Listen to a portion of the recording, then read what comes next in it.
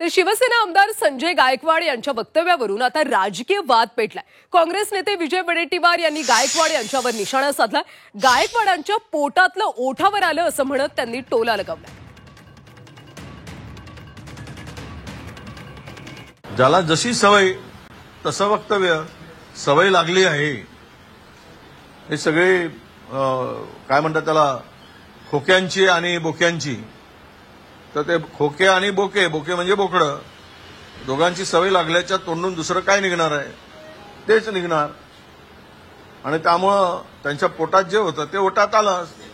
संजय गायकवाड कधी कधी सत्य बोलतो आणि सत्य बोलून सत्य करतो, असं माझं मत आहे। त्यामुळे 3 कोटी रुपये आणि 100 बोकडं, आता त्यांनी किती बोकडं पोसून ठेवलेत आणि किती कोटी जमा केलेत, किती कोटी वाटणार आहेत, तर यावर आता आम्हाला निवडणूक आयुक्तांना लिहावं लागेल की याच्यावर लक्ष ठेवा।